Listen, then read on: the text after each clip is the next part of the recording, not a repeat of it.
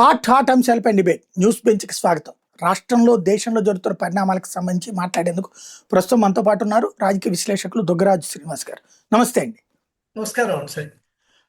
అమరావతికి సంబంధించి ఈవేళ చట్టబద్ధత కల్పించుతూ చేసినటువంటి తీర్మానాన్ని ఎలా చూస్తారు? అంటే ఇది అవసరమే అండి, కానీ ఇప్పటికీ ఆలస్యమైనటువంటి తీర్మానం. రాష్ట్రానికి ఒక రాజధాని లేకుండా చట్టం తీసుకురావడమే మనం అంగీకరించడమే చాలా పొరపాటు. రాజధాని లేకుండా ఒక రాష్ట్రాన్ని ఏర్పాటు చేయడం అనేది ఒక దుర్మార్గం. భౌగోళికంగా మనకు సంబంధం లేనటువంటి హైదరాబాద్ను మీరు 10 ఏళ్ల పాటు రాజధానిగా భరించాలి అనేటువంటి చట్టాన్ని ఏ కారణం చేతనో కానీ మన రాష్ట్రంలో ఉన్న ప్రాంతీయ పార్టీ నాయకులు అంగీకరించారు. కావాలని వీళ్ళు అడిగారు కదా, అసలు ఉమ్మడిగా శాశ్వతంగా ఉండాలని కూడా అడిగారు. అంటే వారు ప్రతిపాదించడం వేరు చట్టం, వీరు సరైనటువంటి నిరసన చేయకపోవటం. అసలు మనం కర్నూలులో ఏముందని ఇప్పుడు మిగతా రాష్ట్రాలలో రాయ్పూర్ పార్టీ విలువ మనం విజయవాడ గుంటూరు చేయలేకపోయామని నాకు వేసిన బాధ. ఆ రోజుల్లో రాయ్పూర్లో ఏముందని వారు ఛత్తీస్గఢ్ ధైర్యంగా వారు రాజధాని పెట్టుకున్నారు.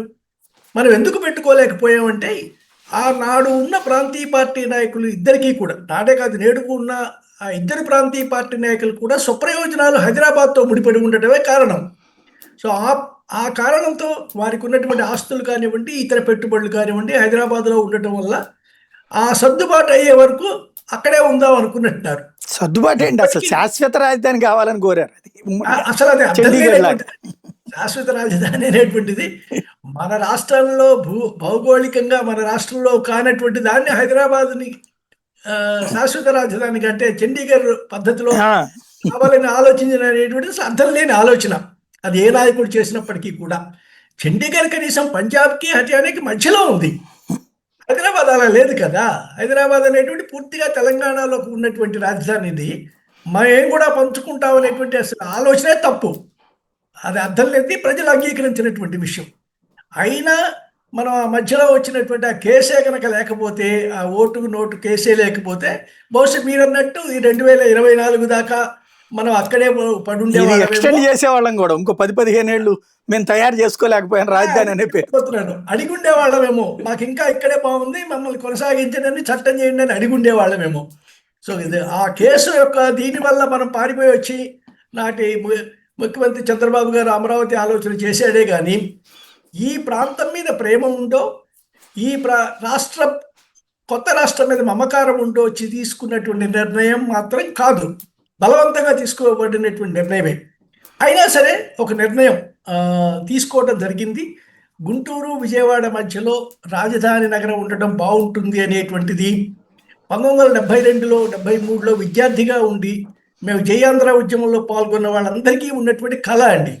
ఈ మధ్యలో ఇవి కూడా 2 జంట నగరాల్లా తయారవుతాయి అనేటువంటి ఆశ మేము 50 ఏళ్ల క్రితం పడ్డాం.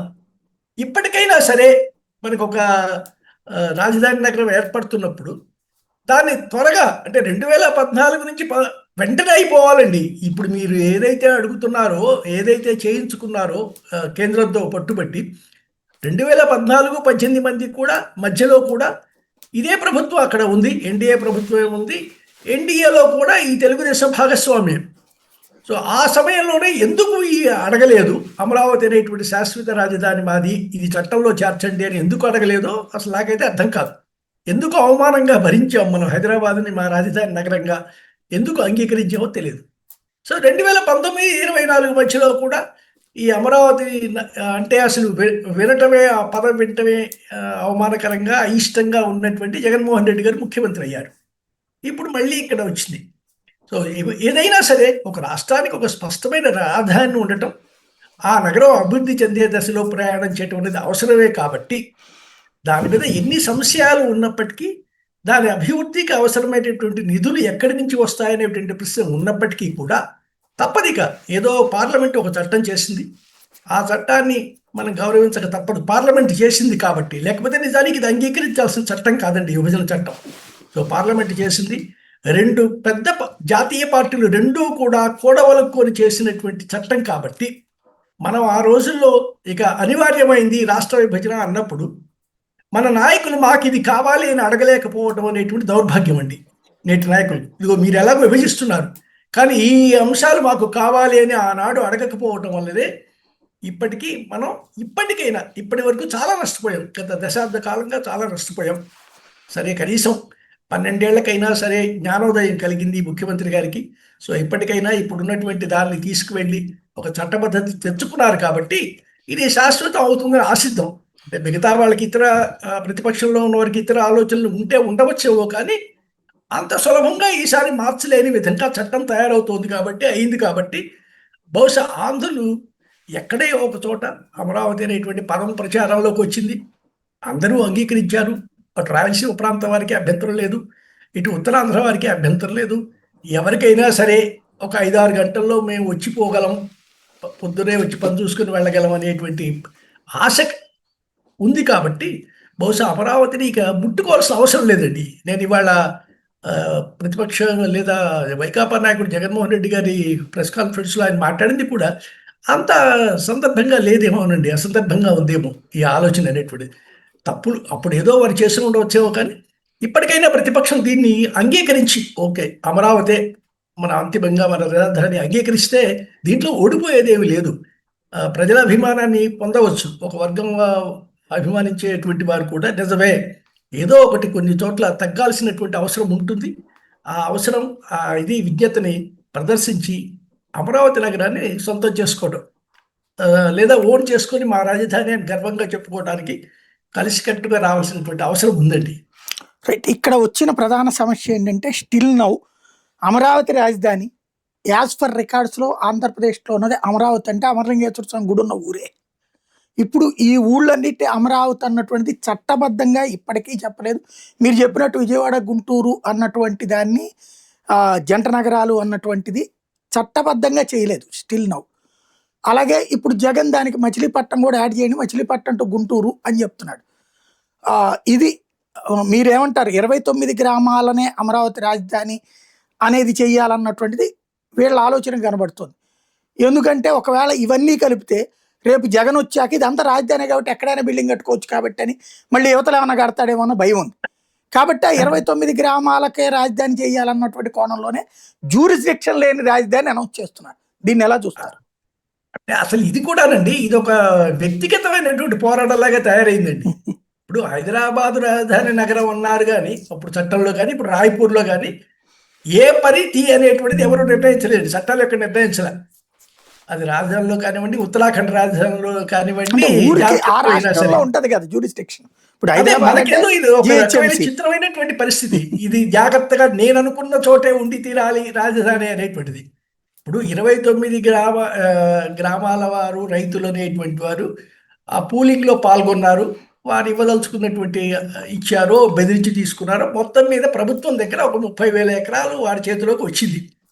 సో ఈ 30,000 ఎకరాలని ఎలా ఉపయోగించాలి, ఎంత జాగ్రత్తగా ఉపయోగిస్తాము, ఎవరికి లబ్ధికి ప్రజలకు చేరేలాగా ఎలా చేయగలుగుతాం, దాని ఆలోచన కాకుండా ఇక నేను చేసిందే రాజధాని, ఈ 29 నేను మొదట గుర్తించిన 29 గ్రామాలు, అసలు ఇది ఏవి రూపురేఖలు 29 గ్రామాలు ఏమని ఉండవండి. ఇప్పుడు రేపు కనుక నిజంగా పార్లమెంటు చట్టం బయటికి రాగానే, గెజెట్ అవగానే అక్కడ ఉండేటువంటి డెవలప్మెంట్ ఇప్పటి వరకు కూడా ప్రైవేట్ ఇన్వెస్ట్మెంట్కి భయపడుతున్నారండి. అక్కడ ఇది ఉంటుందా, ఊడుతుందా, పోతుందా, మనం ఏం చేస్తాం అనేటువంటిది.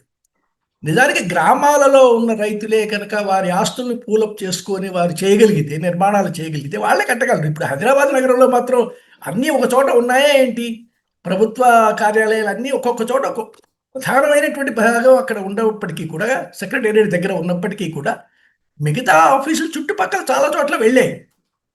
సో అటువంటిది లేకుండా ఇప్పుడు మనం ఇంతకుముందు చూసాం, ఇప్పుడు ఊడా అనేటువంటిది వచ్చింది. దాంట్లో తెనాలి కలిపారు. అప్పట్లో విజయవాడ, గుంటూరు, తెనాలి, విజయవాడ, గుంటూరు, మంగళగిరి, తెనాలి అన్నారు. ఆ కలిపి ఒక ఇది ఏర్పాటు చేశారు. అది నామమాత్రమైనటువంటిది తప్పించి తెనాలికి తెనాలికి వీళ్ళ వల్ల వచ్చిన అభివృద్ధి ఏమైనా ఉందా, లేదా మంగళగిరిలో వచ్చినటువంటి ఒక పేరుకు ఒకటి పెట్టడం. ఇప్పుడు మచిలీపట్నం కలపడం కూడా అలాంటిదేనండి. మచిలీపట్నం కలిపితే మచిలీపట్నం విజయవాడకి రోడ్డు మీద 70 కిలోమీటర్ల దూరం ఉంది. ఇంకా మంగళగిరి అమరావతి కలుపుకుంటే ఇంకో 15-20 కిలోమీటర్లు కలుపుకోవాలి. అంత దూరంలో ఉండే దాన్ని తీసుకొని వచ్చి దీంట్లో కలపడంలో ఏమిటి ఉద్దేశం? ఎలా అవుతుంది? సాధ్యం అవుతుందా భౌగోళికంగా? ఇది మీరు ఏదో ఒక రకమైన దీనితో వెళ్ళటం త్వరగా ప్రజలకు మేలు చేసేటువంటిది. అది మళ్ళీ అలా కాకుండా గ్రాఫిక్సే చూపిస్తున్నారండి. నాకు ఇప్పటికి కనిపిస్తున్నది మాత్రం 2014-19 మధ్యలో ఏం గ్రాఫిక్స్ చూపించారో అవే గ్రాఫిక్స్ మళ్ళీ కొత్తగా వచ్చిన తర్వాత వాడుకుంటున్నారు. దానివల్ల అందంగా చూపించగలుగుతున్నారేమో కానీ కాంక్రీట్గా ఇది అనేటువంటి చూపించడం తగ్గింది లేదండి, కనిపించట్లేదు. ఇప్పటికీ ఏదో ఐకానిక్ బ్రిడ్జ్ అంటారు, కృష్ణానది మీద ఇంకోటి వచ్చేస్తుంది అంటున్నారు. అవన్నీ కూడా గ్రాఫిక్స్ చూపిస్తున్నారు వాళ్ళ సామర్థ్యాన్ని బట్టి. అందుకని వాస్తవంలో నేను విజయవాడలో ఉండేవాళ్ళు కానీ గుంటూరులో ఉండేవాళ్ళు కానీ ఒకసారి అలా వెళ్ళి చూసొద్దాం చాలా బాగుందట అని వెళుతున్న వాళ్ళు ఎవరు నాకు ఇంతవరకు కనబడలేదండి. అంటే అమరావతిని చూసొద్దాం, మన రాజధాని అభివృద్ధి ఎలా జరుగుతుందో చూద్దామని వెళ్తున్న మనుషులు ఎవరు కనబడట్లేదు. హైకోర్టులో పని ఉన్న వాళ్ళు వెళ్ళటం చూశాను. ఏదైనా పని పడి రిప్రజెంటేషన్స్ ఇవ్వడానికి మంత్రుల దగ్గరికి ఇవ్వడానికి వెళ్ళటం చూశాను తప్పించి మిగతా సమయంలో అమరావతి మాది అని ఓన్ చేసుకునేటువంటి ఫీల్ ఇంకా రాలేదండి ఈ ప్రాంతంలో వాళ్ళకి. సో అలాంటి ఫీల్ ఆయన తేగలుగుతారు ఇప్పుడు ముఖ్యమంత్రి గారు.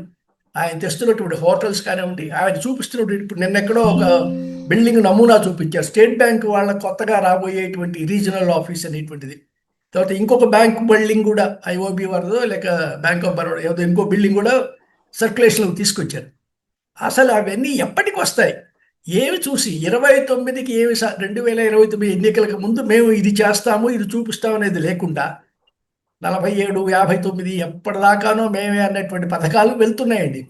సో ప్రజలలో ఈ సందేహాలు ఉన్నాయి. అయితే ఈ చట్టబద్ధత అనేటువంటి తర్వాత మరి ఈ సందేహాలు తగ్గుతాయేమో చూడాలండి. 29 గ్రామాలకి పరిమితం అంటే ఇది జరిగేది కాదు. నేను చెప్పిన చోట అంతా ఉండాలి అనేటువంటి జరిగేది కాదండి. సో కాబట్టి మార్పులు అనేవి అంగీకరించాలి. అలాగని మరి ఎవరి ముఖ్యమంత్రి అయితే వారి ఇష్టం వచ్చినట్టు నేను చేసుకుంటూ పోతాను అనేటువంటి కూడా అంగీకారం కాదు. ఇక్కడ మరొక ప్రధానమైనటువంటి అంశం ఏంటంటే ఈ గ్రామాలకి దాటి యువతలకి రావడానికి ప్రభుత్వానికి సిద్ధంగా లేదు. మచిలీపట్నం కలిపితే పోర్టు సిటీ అవుతుంది అన్నటువంటిది జగన్మోహన్ రెడ్డి చెప్పేది. దాన్ని వీళ్ళు అంగీకరించరు. ఇది ప్లాన్ బి అని చెప్తాడు జగన్మోహన్ రెడ్డి. ఇప్పుడు ఈ ఇద్దరి మధ్యన సమన్వయానికి ఏమైనా కూర్చుని చర్చ జరగాల, అవసరం లేదు అభివృద్ధి దానంతట అదే జరుగుతుంది అనేది సర్దుకోవాలా. నెంబర్ 1. నెంబర్ 2 ఏంటంటే మొన్న ఇదివరకు 15 సంవత్సరాలు కలిసి ఉంటామని చెప్పేటటువంటి పవన్ కళ్యాణ్ గారు ఒక తరం కావాలి, ఇదంతా డెవలప్మెంట్ స్థిరంగా కావాలంటే 25 ఏళ్ళు కలిసి ఉండాలి, అప్పుడే మనం అనుకున్నటువంటి ఈ మొత్తం సిస్టమ్ అంతా సెటరేట్ అవుతుంది అని చెప్తున్నారు. ఎంతవరకు సాధ్యం అంటారు? ఈ 15 ఏళ్ళు 25 ఏళ్ళు మా హయాంలోనే అభివృద్ధి జరిగి తీరాలి లేదా దీనికి ఒక రూపం ఇవ్వాలి అనేటువంటిదే జరిగేది కాదండి. ఇంతవరకు ఏ ముఖ్యమంత్రి అనుకున్నటువంటిది. సో ఆంధ్ర రాష్ట్రంలో ఎంతోమంది ఆంధ్రప్రదేశ్లో ఎంతోమంది ముఖ్యమంత్రులు చేశారు కానీ ఎవరు వ్యక్తిగతంగా ఇది నా వల్ల అనేటువంటిది ఎవరు మాట్లాడలేదండి. సో ప్రభుత్వాభివృద్ధి అనేటువంటి పదం పోయి వ్యక్తిగతంగా ముఖ్యమంత్రి అభివృద్ధి, చంద్రబాబు నాయుడు అభివృద్ధి, జగన్మోహన్ రెడ్డి అభివృద్ధి ఇలాంటి మాటలు మనకు రావడం దురదృష్టం. సో ఏ ముఖ్యమంత్రి గతంలో బ్రహ్మాందరెడ్డి చేశాడు, సంజీవరెడ్డి చేశాడు, చెన్నారెడ్డి చేశారు, వెంగళరావు చేశారు. ఎన్నడూ కూడా ఇదిగో నాది. ఇప్పుడు వెంగళరావు హయాంలో ఖమ్మం జిల్లా బాగా అభివృద్ధి చెందింది. కానీ ఆయన ఎప్పుడు నా వల్ల అనేటువంటి మాట ఎప్పుడు వాడినట్టు నేను వెళ్ళలేదండి వెంగళరావు గారు. అలాగే ఇప్పుడు నిజానికి రంగారెడ్డి జిల్లా రావడం అనేది చెన్నారెడ్డి వల్లే వచ్చింది. లేకపోతే ఆయన ఏదో తన మామగారి పేరు పెట్టుకోవాలనుకున్నాడు, రంగారెడ్డి జిల్లా క్రియేట్ చేశాడు.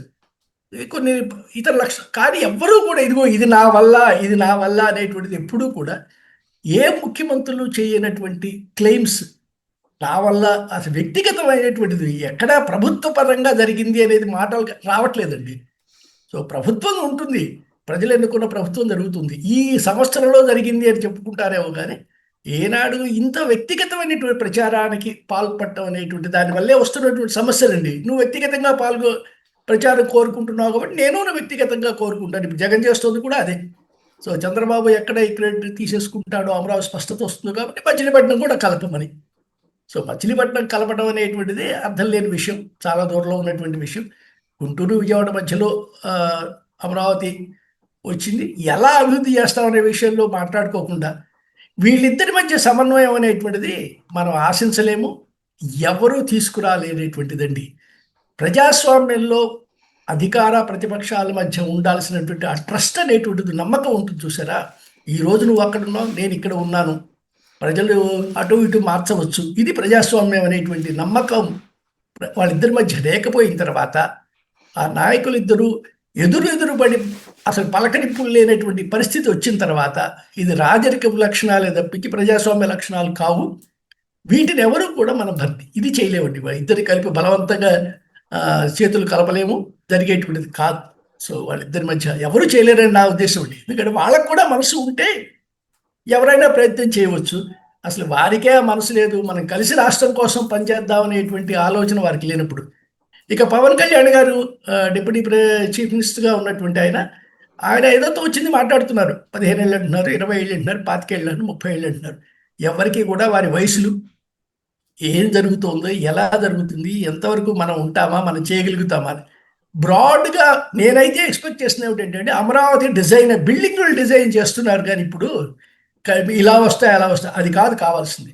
మీ రోడ్డు లేయింగ్ ఇలా ఉంటుంది. ఆ మాస్టర్ ప్లాన్ అంటారే అది ఇచ్చేసి మిగతా విషయాలు డెవలప్మెంట్ ఎవరైనా చేయవచ్చు అనేటువంటి చూడాలే. కానీ ప్రతి బిల్డింగ్ నేనే డిజైన్ చేస్తాను, ప్రతి భవనానికి నేను చెప్పినట్టే ఉండాలి, నా కళల రూపమే అమరావతి అన్నట్టుగా చేస్తే ఇది ఇప్పుడు దాంట్లోకి ఎందుకు భాగం అవుతున్నాడో అర్థం అవట్లేదండి. పవన్ కళ్యాణ్ అనే నాయకుడు తాను సొంతగా పార్టీ పెట్టుకున్న తను పూర్తిగా తన పార్టీ, దాని విస్తరణ, దాని స్థిరీకరణ వాటిని మర్చిపోయి చంద్రబాబే ఉండాలి, 10 ఏళ్ళు ఉండాలి, 15 ఏళ్ళు ఉండాలి, 20 ఏళ్ళు ఉండాలి అంటే ఆయన వర్గం వారు ప్రశ్నిస్తున్నారు. అలా అయితే నువ్వెందుకు అయ్యాలి? ఇప్పుడు నువ్వు ముఖ్యమంత్రి అవుతావు నీ వెంట తిరుగుతున్నాం, కానీ నువ్వు మరెవరికో సేవ చేస్తా అంటే మాకేమిటి అనేటువంటి ప్రశ్నలు వేస్తున్నటువంటి వాళ్ళు కూడా ఉన్నారు. బయటపడకపోవచ్చు కానీ, అంటే బహిరంగంగా ఆయన నేరుగా అడగకపోవచ్చు కానీ మనకు తెలిసిన ప్రశ్నిస్తున్నటువంటి వర్గాలు ఉన్నాయి. సో కాబట్టి ఆయన ఏమిటో ఏ భావంలో ఉన్నాడో లేదా మెస్మరైజ్ చేసి చంద్రబాబు గారు మాట్లాడిస్తున్నారో తెలియదు. కానీ మొత్తం మీద ఆయన అనవసరపు విషయాలు తనను తను తక్కువ చేసుకుంటూ చంద్రబాబును బాగా పైకెత్తుతూ చేస్తున్నాడు. దానివల్ల ఏమిటి లబ్ధి, లేదా ఎవరన్నా ఆయన నడిపిస్తున్నారా, ఇది మాత్రం నాకైతే స్పష్టత లేదండి. రైట్. మరొకటి రాజధానికి సంబంధించి ఇప్పుడు విజయవాడ ఒక నగరాన్ని ప్రకటించారు. హైదరాబాదు, బెంగళూరు, చెన్నైలతో పోటీ పడే నగరం. అంటే ఇప్పటికి కూడా మన పిల్లలు పెళ్ళిళ్ళు అయితే అక్కడ అమ్మాయిలకి ఇద్దాం, ఉద్యోగాలు అయితే అక్కడికి పంపిద్దాం అనే రూట్లో ఉన్నారు. ఇప్పుడు అక్కడి నుంచి ఇక్కడికి వెనక్కి వచ్చే పరిస్థితి వచ్చేసినట్టే నాయక. నేనైతే తక్షణం అది చూడట్లేదండి. ఇప్పుడు ఒక రకమైన 2 రకాలుగా మనుషులు, అంటే వాతావరణ పరంగా విజయవాడ కన్నా హైదరాబాద్, బెంగళూరు 2 కూడా మెరుగైనటువంటి వాతావరణం కలిగినటువంటివండి. అంటే ఇక్కడ పుట్టి పెరిగి ఇక్కడ చదువుకొని వెళ్ళిన వాళ్ళు కూడా హైదరాబాద్లో స్థిరపడిన తర్వాత ఇంకేమొస్తామండి ఆ ఎండలకి అటువంటి మాట వాడుతున్నారు. అంటే ఎవరికి వారి సౌకర్యం చూసుకుంటూ ఉన్నారు, అది అర్థమవుతుంది. అంటే ఆదాయం కానివ్వండి, సౌకర్యం కానివ్వండి ఇది. కాబట్టి వాళ్ళు అది వదులుకొని మళ్ళీ ఇక్కడికి వస్తారనేటువంటిది పెద్దగా ఆశించేటువంటి ఇది కాదండి. కాకపోతే ఇక్కడ కనుక అవకాశాలు, అంటే ఇప్పుడు మనకి ఏవైతే ఆ క్వాంటమ్ కంప్యూటరింగ్ ఇంకోటో కొత్తవి చెప్తున్నారో ఇవి నిజంగానే ఒక రూపం తీసుకుంటే, అంటే ఐటీ ఇండస్ట్రీ హైదరాబాద్లో లేదా ఫార్మా ఇండస్ట్రీ హైదరాబాద్లో ఏ విధంగా అయితే యువతను ఆకర్షించిందో ఉద్యోగాలతో, ఉపాధితో, అలాంటి అవకాశం ఇక్కడ ఏదన్నా ఒక్కటి క్లిక్ అయినా సరే, అప్పుడైనా సరే వెంటనే నమ్మి వస్తారని తెలియదు నేను అనుకోవట్లేదండి. ఇప్పటికీ కూడా రాజకీయ స్థిరత్వం, సో ఏ ప్రభుత్వం వచ్చినా విధానాలు కొనసాగుతాయి, ప్రాంతం రాజధాని ఇలాంటి విశ్వాసం ప్రజల్లో కనిపించక ముందు పెట్టుబడులు కష్టం అవుతాయి రావడం. ఇది కూడా అనండి ఇప్పటికీ కూడా ఏమో మళ్ళీ ఆ పార్టీ రావచ్చేమో అనే ఆలోచన కలిగిన వారు కూడా ఉన్నారు ఇప్పుడు. కాబట్టి వీళ్ళు వెళ్ళిన వాళ్ళు వెనక్కి వస్తారు అని నేనైతే నమ్మట్లేదు. అవకాశాలు అంతకన్నా మెరుగైనటువంటి ఇక్కడ ఉన్నటువంటిది ఏమిటి, ఇక్కడ కేవలం ఆదాయం గురించే. వాతావరణం కొంచెం కష్టమైనటువంటి విషయమే, తుఫాన్లు వస్తుంటాయి, ఎండలు ఎక్కువగా ఉంటాయి, మనకున్న వాతావరణం మనకు తెలిసినటువంటిది. వాతావరణ పరంగా ఎవరు రారు, అవకాశాల పరంగా ఆదాయాల పరంగా రావాలి. ఈ అవకాశాలు ఆదాయాల పరంగా కొత్తగా ఏదైనా ఆలోచనలతో ఉండి, ఇప్పుడు వీరు ఇక్కడ ఆలోచిస్తున్నదంతా ఏమిటంటే మనకు పరిచయంలోగా ఉన్నటువంటి ఎన్ఆర్ఐలు ఎవరైతే ఉన్నారో వారిని తీసుకురాగలం, ఇక్కడ పరిశ్రమలు పెట్టించగలం వారి చేత అనేటువంటి ఆలోచనలో ఉన్నారండి. విశాఖపట్నం అడుగుతున్నారు ఏంటి, వాళ్ళందరూ వచ్చి విశాఖపట్నం అడుగుతుండే. అదే వాళ్ళు వస్తారేమో కానీ, వాళ్ళు వచ్చి వాళ్ళ పెట్టుబడులు పెట్టి లాభాలు ఆర్జించే పద్ధతిలో వస్తారేమో కానీ, వాళ్ళు ఈవెన్ హైదరాబాద్లో కూడా పెట్టుబడులు పెట్టలేదు, వాళ్ళు అపార్ట్మెంట్లు ఫ్లాట్లు కొనుక్కున్నారు. కానీ అదే ఇప్పుడు రావడానికి ఇక్కడి నుంచి అప్పుడు వెళ్ళిపోయినప్పుడు అక్కడ ఆకర్షణ కనిపించిందండి, ఉద్యోగ పరంగా కనిపించింది, ఆదాయ పరంగా కనిపించింది, వాతావరణ పరంగా కనిపించింది. సో మళ్ళీ వెనక్కి రావాలి అంటే ఈ ప్రాంతం మీద మమకారం అన్నా ఉండాలి, ఈ ప్రాంతం మీద ఉన్నటువంటి వనరులు ఏవైతే ఉన్నాయో వాటిని అభివృద్ధి చేయగలిగినటువంటి ఆలోచన వారి దగ్గర సత్తా ఉండాలండి. ఇక్కడ ఉన్నటువంటిది మన భారీ పరిశ్రమలు ఏం లేవు ఇక్కడ. మనకున్న సముద్ర ఉత్పత్తులు, వ్యవసాయ ఉత్పత్తులు, ఇది మేజర్గా ఇప్పుడు ఉన్నటువంటి, లేక సర్వీస్ సెక్టార్లోకి రావాలి. సో సర్వీస్ సెక్టార్ అంతా కూడా ఫోకస్ ఇప్పటికే విశాఖపట్నం మీద పెడుతున్నారు చంద్రబాబు. సో ఎక్కువ భాగం అంతా కూడా విశాఖపట్నాన్ని అట్రాక్టివ్గా చూపిస్తున్నారు. బహుశా సర్వీస్ సెక్టార్ ఏదైతే ఉందో ఐటీ కానీ ఇతరవి కానీ విశాఖపట్నం వెళ్ళిపోతాయండి. అక్కడ ఉండే వాతావరణం కానివ్వండి, అక్కడ ఉన్నటువంటి కాస్మోపాలిటన్ నేచర్ అండి, అది విజయవాడ గుంటూరులో లేదు, ముఖ్యంగా విజయవాడలో లేదు. సో ఎవరినైనా స్వాగతిద్దాం, వచ్చిన తర్వాత వాళ్ళు కలుసుకుని పోదాం అనేది లేకుండా ఇక్కడ స్వార్థం, భూమి మీద మమకారం ఉన్న వర్గాలు ఉన్నాయి కాబట్టి, మా భూమి మేము అనేటువంటి స్వార్థం ఉంది కాబట్టి ఇక్కడ కాస్మోపాలిటన్ క్యారెక్టర్ లేదు విజయవాడకి. విశాఖపట్నానికి ఉంది, అది ఎప్పటి నుంచో ఉంది. కాబట్టి విశాఖపట్నం రావడానికి చాలామంది ఇష్టపడుతున్నారు. నేను ఇటీవల బొంబాయి వెళ్ళినప్పుడు కూడా విశాఖపట్నం గురించి అందరూ అడుగుతున్నారే కానీ అమరావతి గురించి ఎవరు అడగలేదండి. విశాఖపట్నం ఎలా ఉంటుంది, బాగుంది, అది మేము వెళ్ళొచ్చాము అని. సో ఇలాంటి మాటలు అమరావతి గురించి నాకైతే వినబడలేదు. కాబట్టి Visakhapatnam service sector already industrial place, అది సెంట్రల్ ఎస్టాబ్లిష్మెంట్స్ చాలా ఉన్నటువంటిది, అది అభివృద్ధి చెందుతుంది.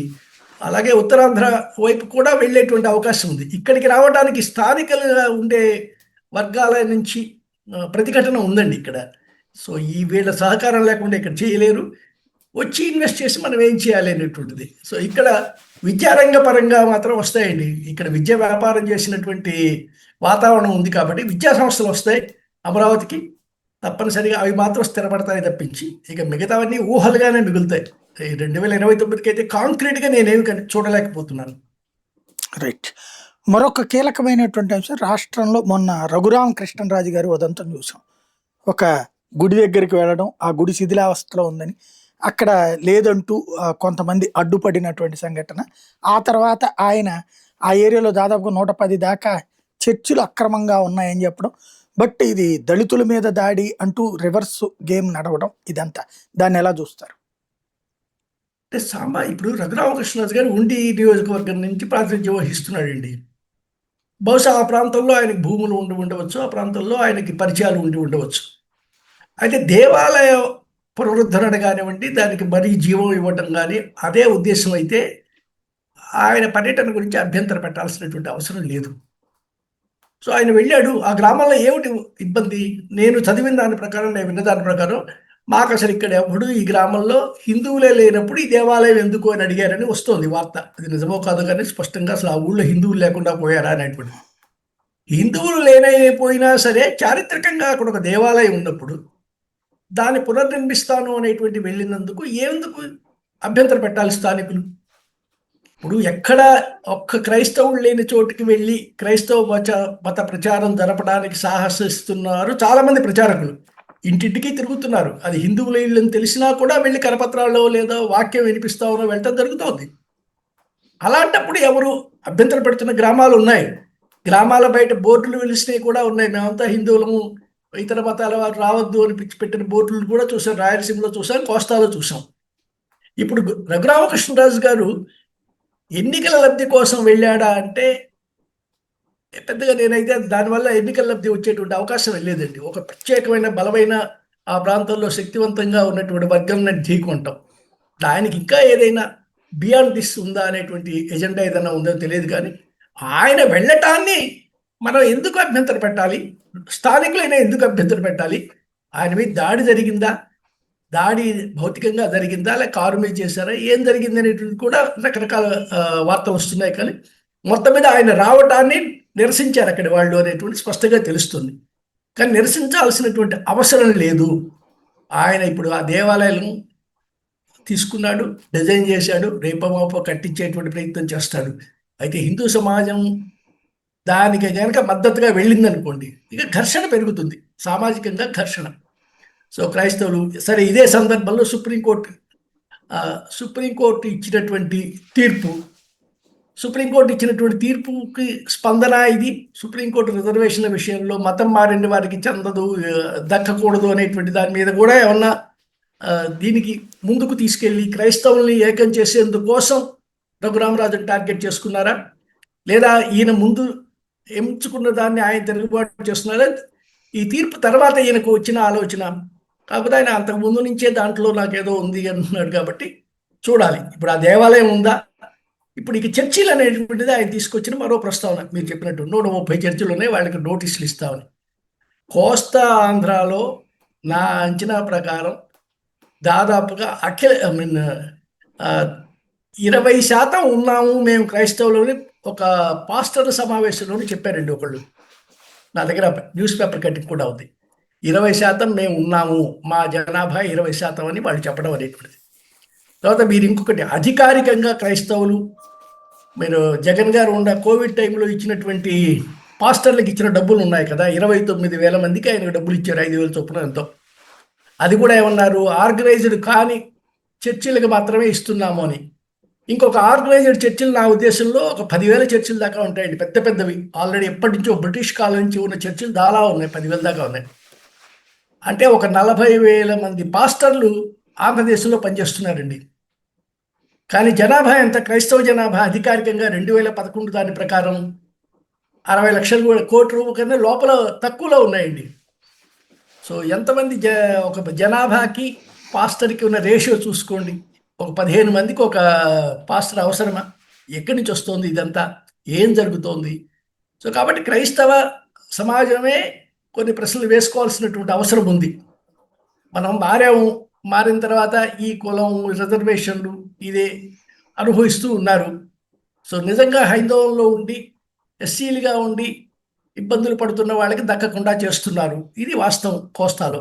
సో కాబట్టి గోదావరి, కృష్ణా, గుంటూరు జిల్లాలలో ఉన్నటువంటి క్రైస్తవ మత ప్రచారం మీద ఆయన కనుక రఘురామకృష్ణరాజు కనుక యుద్ధంగా, లేదా క్రైస్తవం అంటే జగన్మోహన్ రెడ్డి వాళ్ళ ప్రతినిధి అనుకొని ఆయన కనుక ప్రారంభించి ఉంటే అది రాజకీయ ప్రేరేపితమైనది. కానీ సమాజంలో కనిపించేటువంటి అంశాలలో మాత్రం ఈ క్రైస్తవం అనేటువంటిది చాప కింద నీరులా వస్తోంది. మారవచ్చు, ఏ రాజ్యాంగం ప్రసాదించిన హక్కు ప్రకారం క్రైస్తవంగా మారవచ్చు.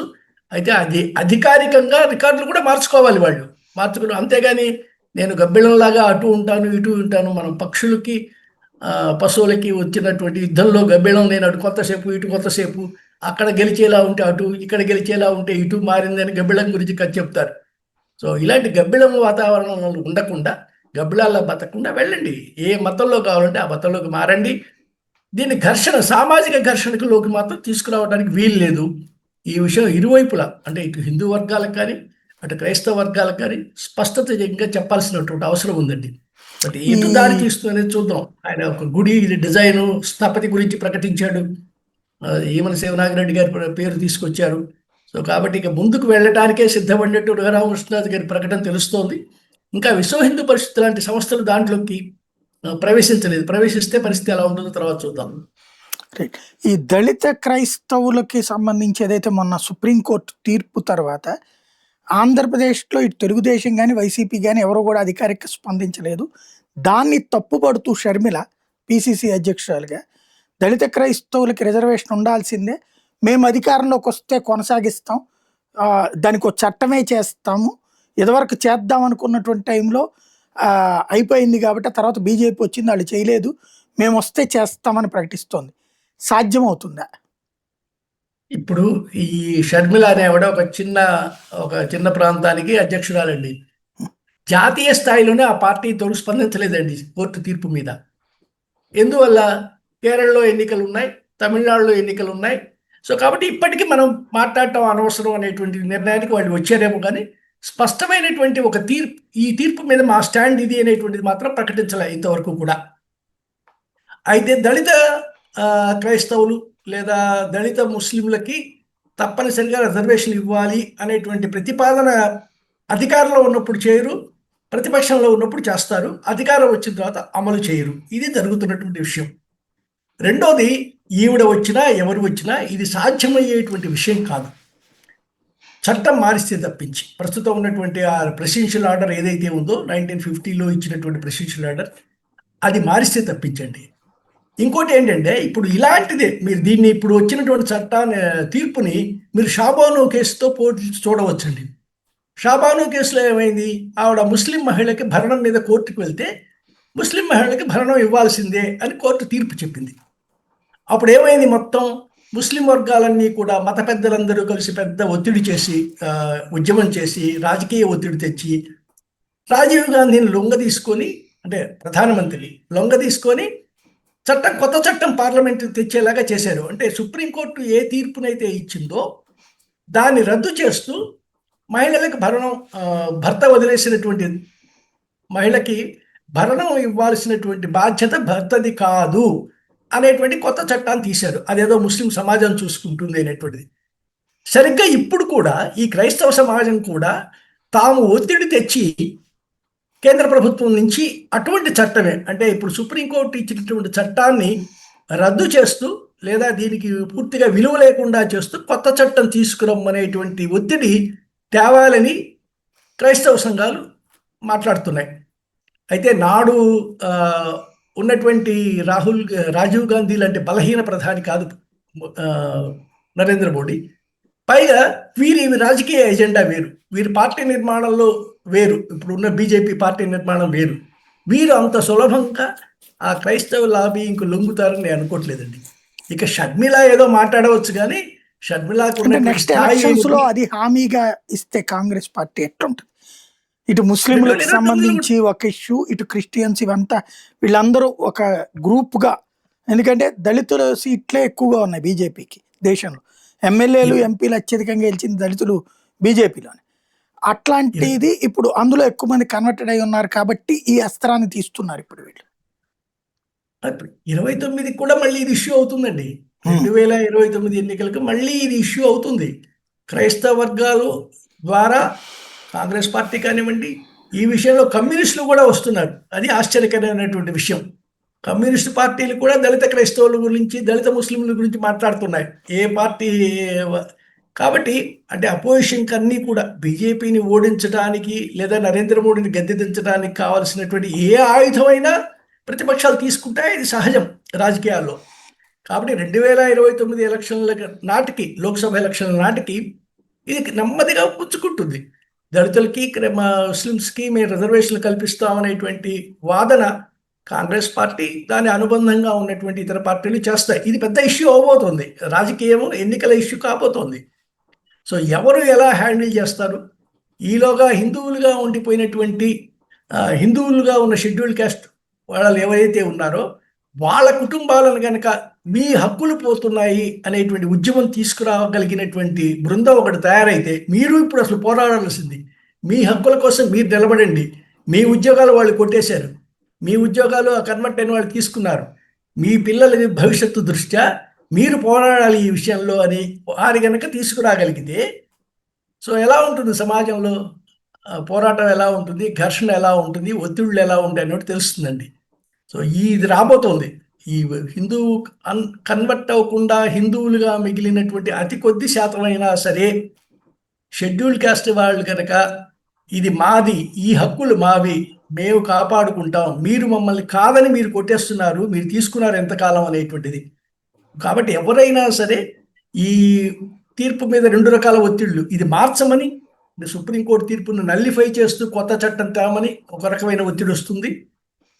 షెడ్యూల్ క్యాస్టులుగా మిగిలిపోయి హిందూ సమాజంలో ఉన్నటువంటి వారు కూడా తమ హక్కులు, తమ ఉద్యోగాలు, విద్యా అవకాశాలు కాపాడుకోవడం కోసం వాళ్ళు కూడా ఉద్యమాలు మొదలు పెడతారు. మొదలు పెట్టడం కూడా జరుగుతుంది, జరగాలి కూడా నా ఉద్దేశంలో అయితే. Right, thank you very much అండి.